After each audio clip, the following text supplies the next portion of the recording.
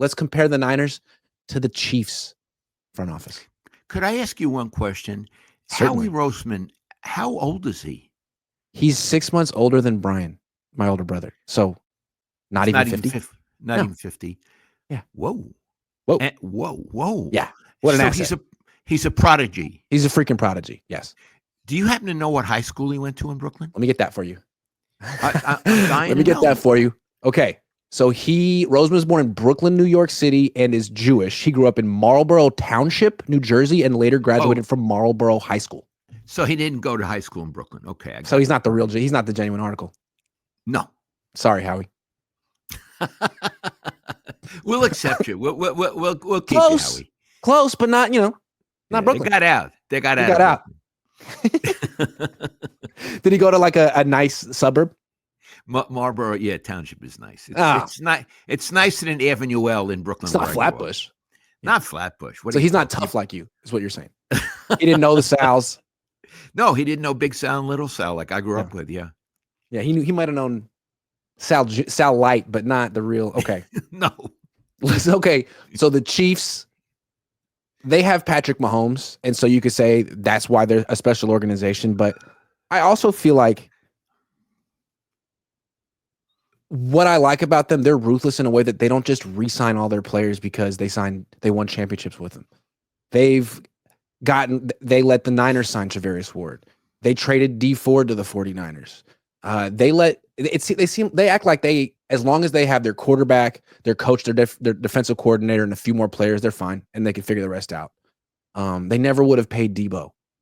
They never would have paid Ayuk, and they probably wouldn't have paid McCaffrey too. And those are kind of 49ers virtues, like not overpaying for guys who are past their prime. Now, that's another team. Again, I don't know much about how that organization works, but it strikes me that's a team where the head coach is in charge. I don't even know who the general manager is. Brett Veach. He's very good, and I think he's actually he's not just a puppet. Okay. I think Andy Reid lets him do his job.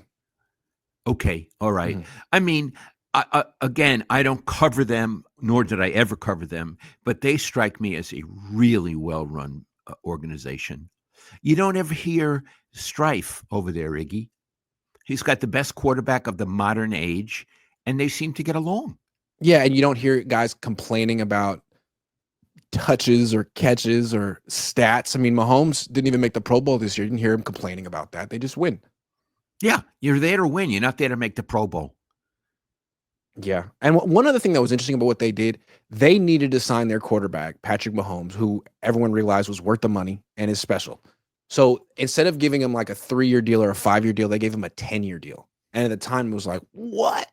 $500 million, 10-year deal. But now that it's been about 4 or 5 years since he signed it, he's like the 15th highest paid quarterback in the league. And it kind of locked them into a rate that is pretty affordable right now. And now the Niners are going to have to figure out, should they pay Brock Purdy $15 million a year more than the Chiefs pay Mahomes? That's a good spot to be in. Yeah. And Iggy, as far as I know, you don't hear Mahomes complaining about his money. No, absolutely not. They don't. Well, but it's all because they have Taylor Swift in their pocket. The league is cheating for them, Dad. You know? The other thing is he's in so many commercials. He's bundling and he's, you know what I mean? So he makes a lot of money. It's funny. He's in like the State Farm commercials. I don't know if now's the greatest time to be the face of those companies, right? It's like, hey, guess who isn't covering you anymore? Patrick Mahomes. Let me tell you what happened to me yesterday. Yeah. I live up in the hills, and I got a letter from Allstate saying as of May 1st, they're no longer going to cover me because I'm in a high potential for fire area. So I'm going to have to run pretty hard after May to get fire insurance on my home. So I think they're all beginning to question what's going on in California. Are you in good hands? Apparently not anymore. Well, State Farm, like a good neighbor. State Farm is there. Apparently not. Thank you. Yeah, I mean, I don't know. State Farm would never insure me. We tried because they said we're on the edge of a cliff. I could vomit right now, but I'm in a good mood because I'm doing this. I must say I've never dealt with State Farm, but up until now, Allstate has been really good, except they don't want me anymore. I want to say one more difference between the Niners and the Chiefs, and this is a big one, okay? The reason the Chiefs have all these rings, the reason the Chiefs are an all-time great team and have Patrick Mahomes is because the 49ers could have had him and said, he's not to our taste. It's not our style. We're not that interested. So the 49ers, they had a blank slate. Jed York gave John Lynch and Kyle Shanahan 6-year deals, said, do whatever you want, take as long as you want. And they said, what we're going to do is not get a quarterback in our first year on the job. That was a mistake. That was not what you want to do. So that's why the Chiefs could get him. And you see like other people leave the Niners and start on their own. Adam Peters goes to the Washington Commanders. He didn't wait a year to get a quarterback. Got the quarterback right away, got Jaden Daniels. That was a big original sin that the Niners have had a tough time overcoming. Yeah, and the reason that they didn't take Mahomes is instructive, Iggy. I go by Bill Walsh because he taught me the most about football, and I covered all his great years. He would not say, gee, I run a system, but this Mahomes is great, but he doesn't really run my system. He'd say, I really want this player. I see that he may be the greatest quarterback of the current era. Mm-hmm.